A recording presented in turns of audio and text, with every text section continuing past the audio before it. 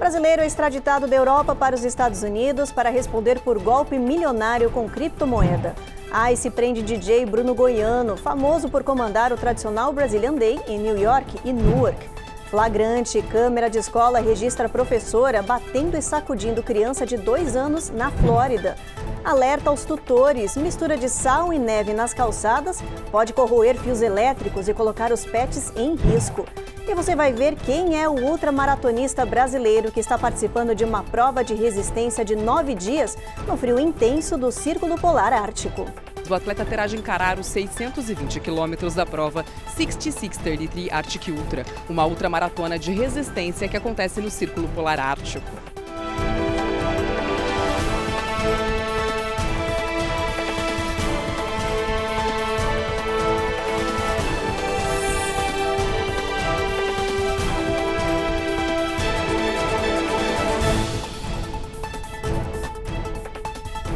Olá, o Jornal Américas no Ar está começando.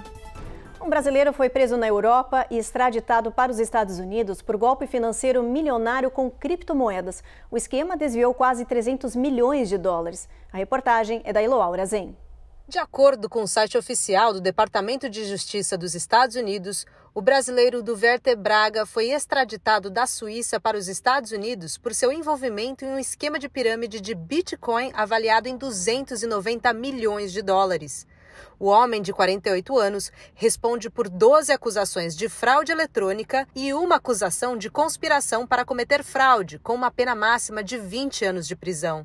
Segundo a Justiça, o brasileiro seria o responsável pela criação e operação de uma plataforma chamada Tradecoin Club, que prometia lucros usando algoritmos avançados.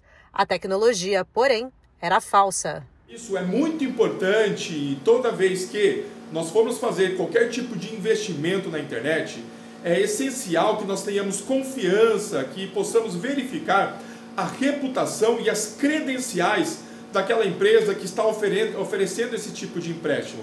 Não podemos acreditar só em mensagens e informações que são compartilhadas em um website, compartilhadas em uma rede social, pois tudo isso pode ser falsificado. Inclusive as credenciais que eventualmente iriam avalizar, ou seja, que iriam atestar que aquela é uma empresa fidedigna, uma empresa real e que vai tratar, né, dos investimentos da forma adequada. Então, nós temos que fazer essas verificações, temos que verificar as credenciais dessas instituições financeiras e somente as corretoras autorizadas podem fazer esse tipo de negociação. O caso foi investigado pelo FBI e pela Receita Federal Americana. O brasileiro nega todas as acusações e seu julgamento está marcado para o dia 28 de abril em Seattle. A extradição do brasileiro aos Estados Unidos se deu porque boa parte das fraudes foram cometidas justamente quando Duverter Braga residia em Miami entre 2016 e 2021. E há um agravante, algo que dificulta a defesa das vítimas nessa questão, é que quando nós fazemos a transferência de ativos virtuais, de criptomoedas para uma outra conta virtual, para uma outra carteira virtual, a possibilidade de bloquear e reaver esses valores acaba se tornando muito difícil, em alguns casos, na maioria dos casos impossível, pela própria dinâmica da gestão desses criptoativos. Então, eu devo tomar todo o cuidado necessário antes de fazer a transferência e principalmente acreditar em informações em que eu não possa confiar e que eu não possa validar.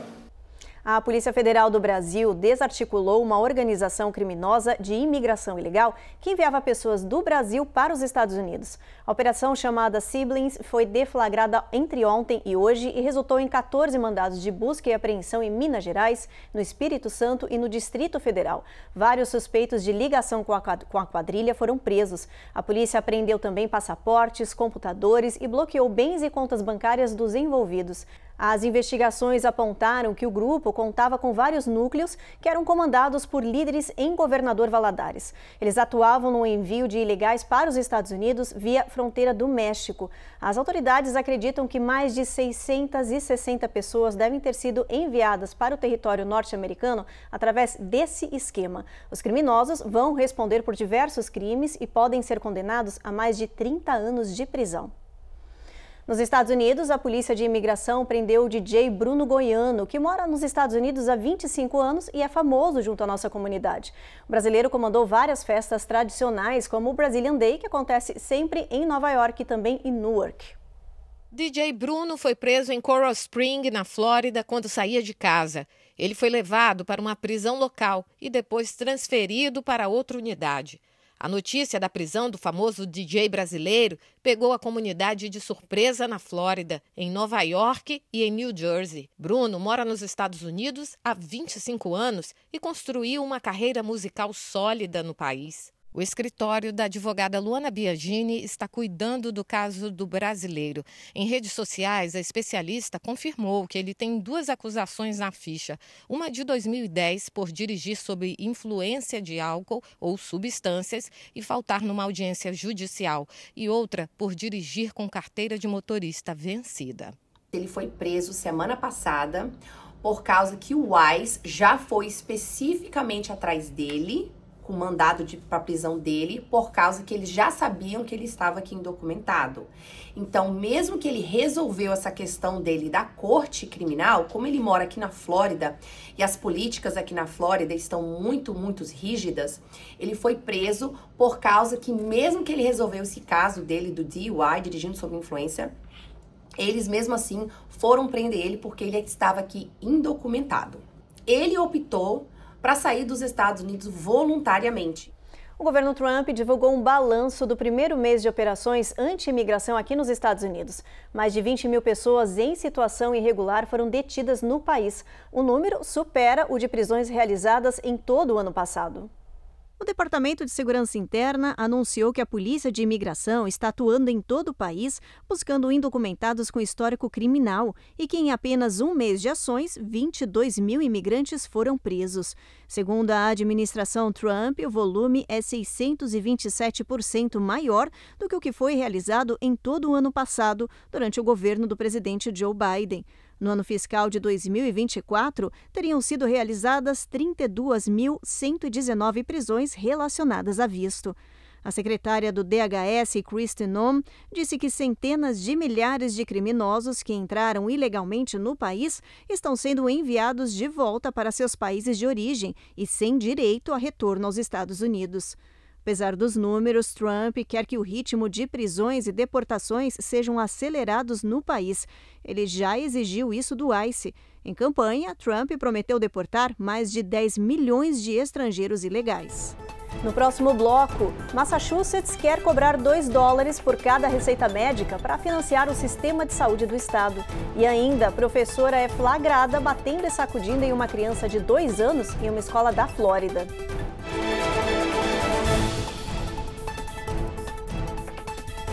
Américas no Ar. Oferecimento Uninter, a melhor faculdade para brasileiros nos Estados Unidos. Acesse uninteraméricas.com e inscreva-se já. Sendwave. Envie dinheiro para o Brasil sem taxas de envio. Aproveite $15 com o código promocional RECOR15 no seu primeiro envio. Oi, gente, eu sei que tá no intervalo do jornal, mas a gente tem um recadinho. Vamos ficar um pouquinho mais próximo? Se inscreve aqui no nosso canal. Dá aquela curtida e ativa o sininho, não esquece, hein? Isso aí.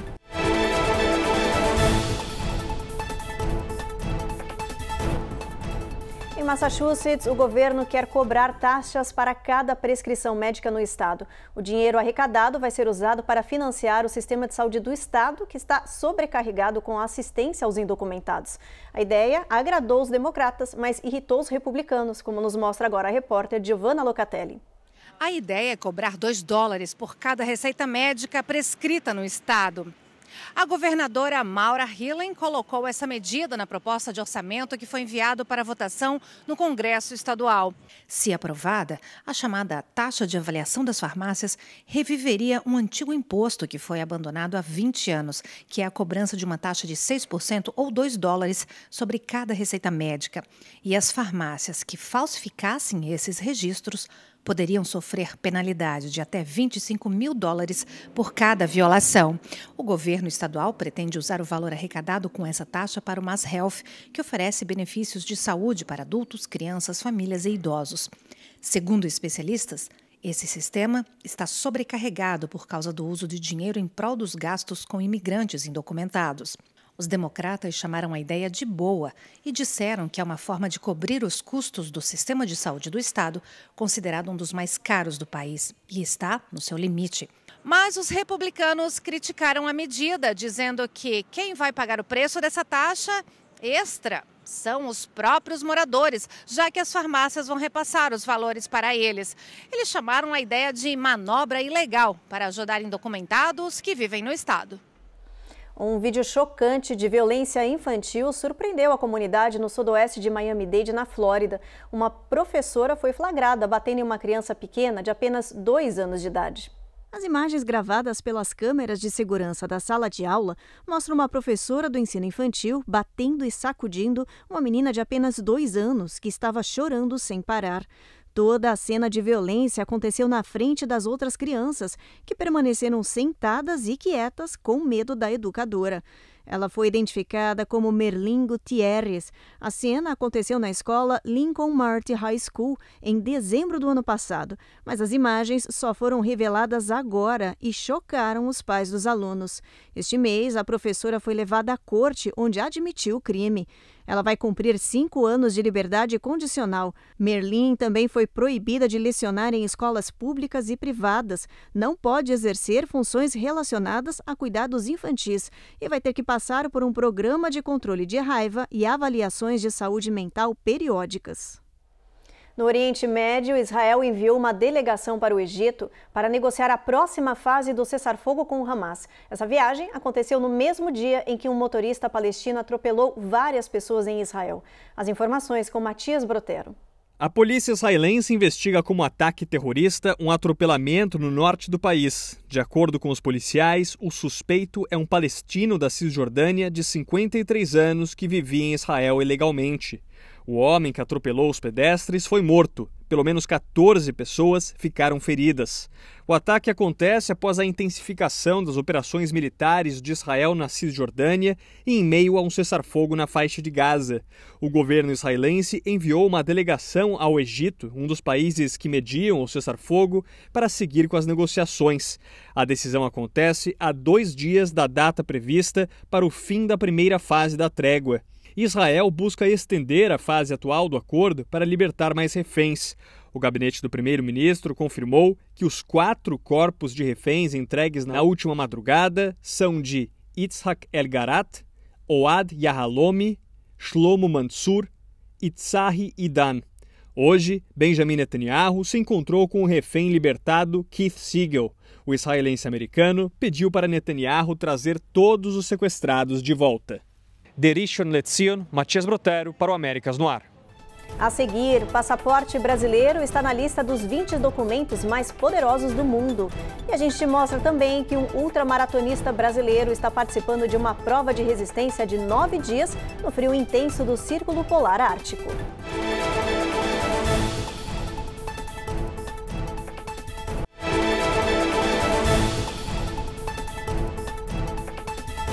O passaporte brasileiro está entre os mais poderosos do mundo, segundo um ranking da consultoria internacional de cidadania Henley & Partners. O nosso documento aparece na lista entre os 20 melhores do mundo. O passaporte permite o acesso livre a 169 países sem necessidade de visto. No ranking mundial, ele aparece na posição de número 17. Quem está no topo da lista é o passaporte de Singapura, que permite a entrada livre em mais de 190 países. Na sequência, estão os passaportes do Japão, da Coreia do Sul, da Dinamarca, Finlândia, França e Alemanha. E um brasileiro é o único a participar de uma ultramaratona no Círculo Polar Ártico que começou hoje. A corrida vai durar 9 dias, sob condições extremas, e vai testar a resistência e coragem e também a superação dos atletas de vários lugares do mundo. Carolina Camargo tem todas as informações pra gente.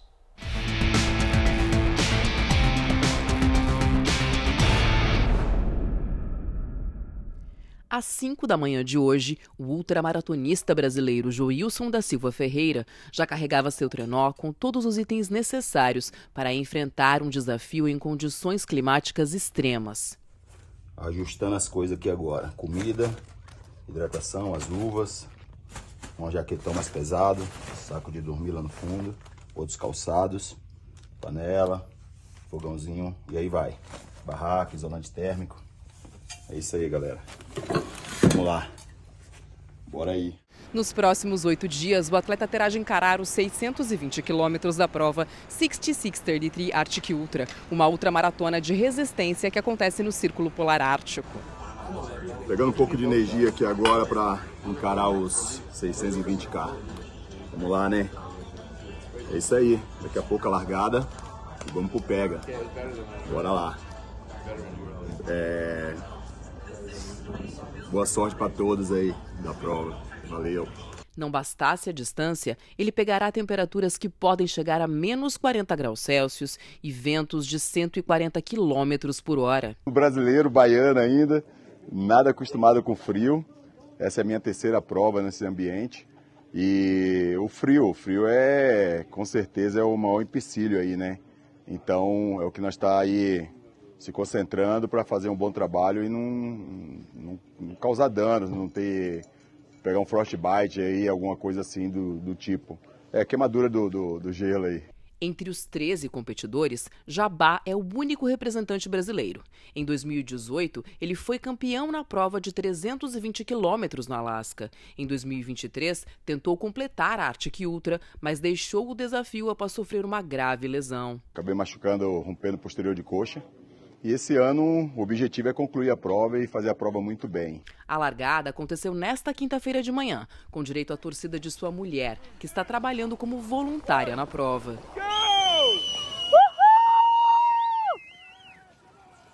Vai, Jabá! Eu estou me sentindo muito bem. A mente está super afim de estar na jornada aí, né? Tá no gelo. A gente quer estar aí entre os primeiros aí da prova, né? Essa é a expectativa nossa. Para quem quiser acompanhar a ultramaratona e torcer pelo brasileiro, basta acessar o site que está na tela. Mudando de assunto, olha só essa notícia aqui curiosa. Um colecionador comprou 3 carros considerados raridades e que estavam abandonados em uma concessionária fechada há mais de 20 anos no Brasil. Eles estão trazendo esses modelos aqui para os Estados Unidos para uma exposição.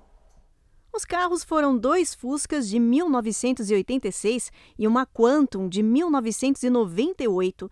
Todos os veículos estavam zerados, nunca foram emplacados e nem rodaram na rua. Estavam parados há mais de 20 anos em um showroom em Porto Alegre. Os modelos estavam guardados em uma antiga concessionária que fechou as portas em 2002, mas que manteve dentro da sua sede fechada esses carros históricos. Depois de anos, eles foram finalmente encontrados e vendidos para um colecionador que estava procurando a dedo relíquias como essas. Agora, os veículos estão sendo limpos e preparados para uma exposição aqui nos Estados Unidos. Essas preciosidades devem chegar no território norte-americano dentro de 2 meses. No próximo bloco, um alerta para tutores. A mistura de sal e neve nas calçadas pode corroer os fios elétricos e colocar os pets em risco. E mais, um transatlântico histórico está navegando rumo à Flórida para ser afundado na costa e se tornar o maior recife artificial do mundo.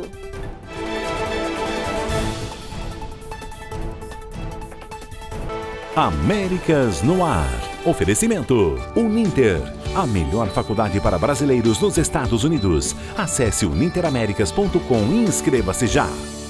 Sendwave. Envie dinheiro para o Brasil sem taxas de envio. Aproveite $15 com o código promocional RECOR15 no seu primeiro envio.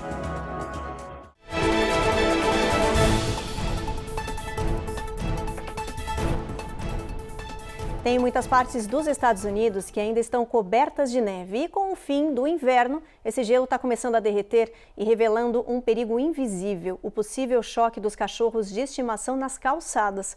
A gente preparou uma matéria especial sobre esse assunto, dá só uma olhada. Olha só, essa é a Chili, a minha cachorra, e a gente mora em Vermont, bem ao norte, quase na fronteira do Canadá. Muito bonito aqui, mas tem bastante neve. Chili é exatamente como qualquer outro cachorro. Mas ela adora passear na neve, ela adora neve e a gente se diverte aqui.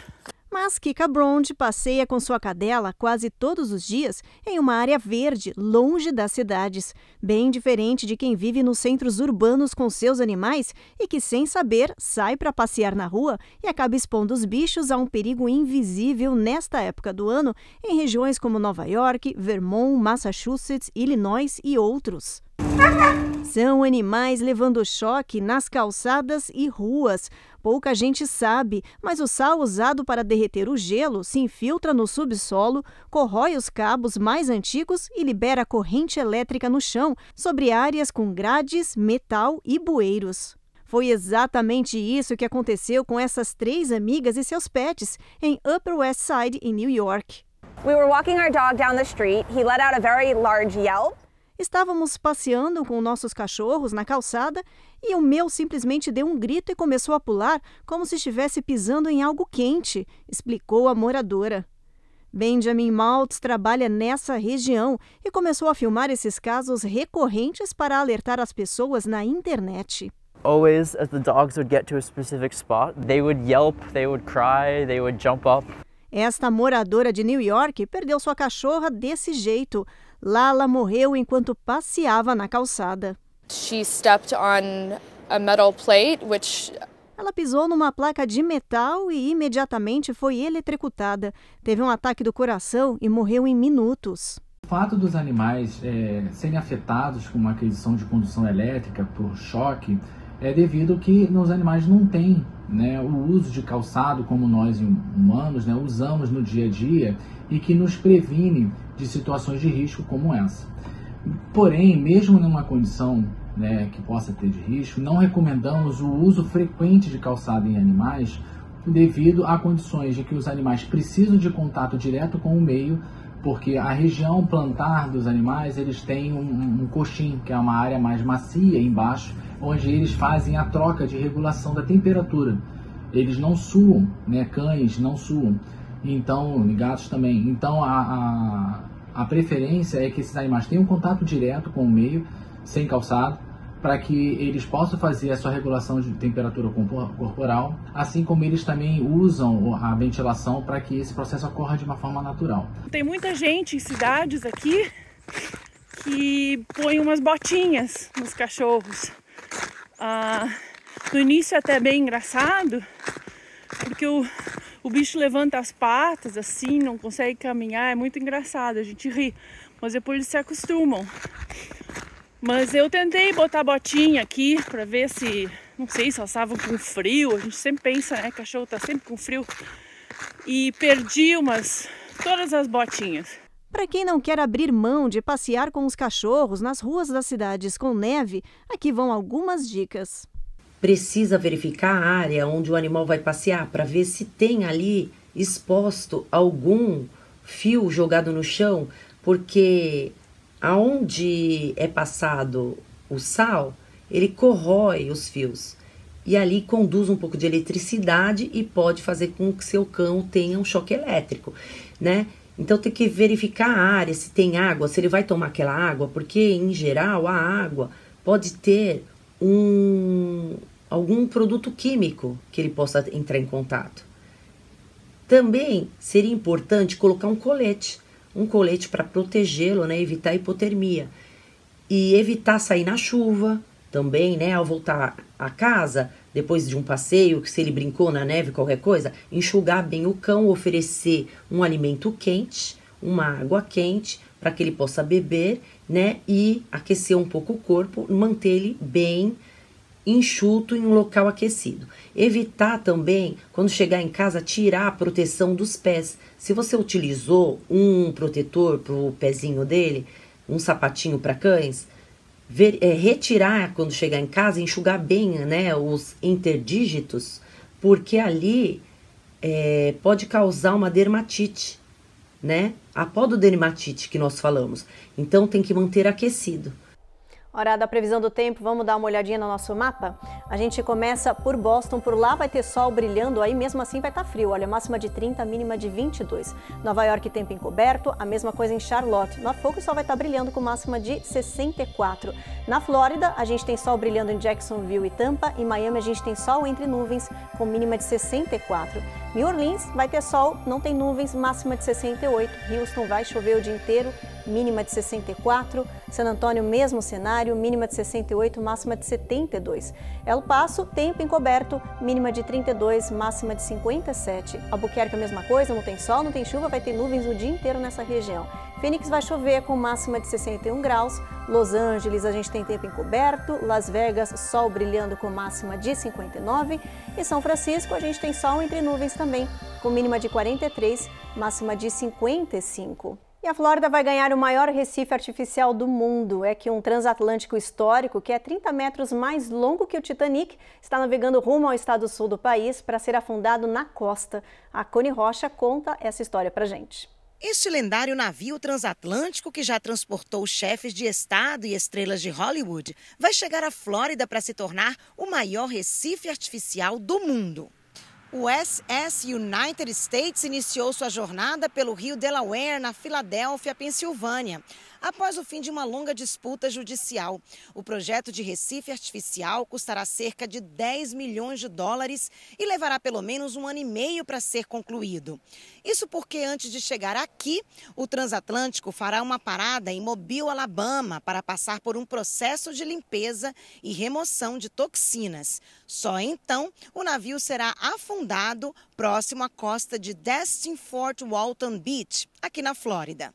Com mais de 500 recifes artificiais na região, o USS United States vai ser um novo ponto de atração para mergulhadores e turistas do mundo inteiro, gerando mais empregos e fortalecendo a economia local. Lançado em 1952, o USS United States passou quase 30 anos ancorado no mesmo porto, no estado de Nova York. Ele foi capaz de transportar mais de 14 mil tropas em caso de guerra. Mas o navio foi aposentado em 1969 e ficou sem um destino definido. Agora, finalmente, o USS United States já está a caminho do seu destino final e vai transformar o fundo do mar em um verdadeiro museu submerso. É isso, bem curioso, né? Bom, o Jornal Américas no Ar, então, termina agora. A gente agradece a companhia de vocês e te espera na próxima edição. Até lá!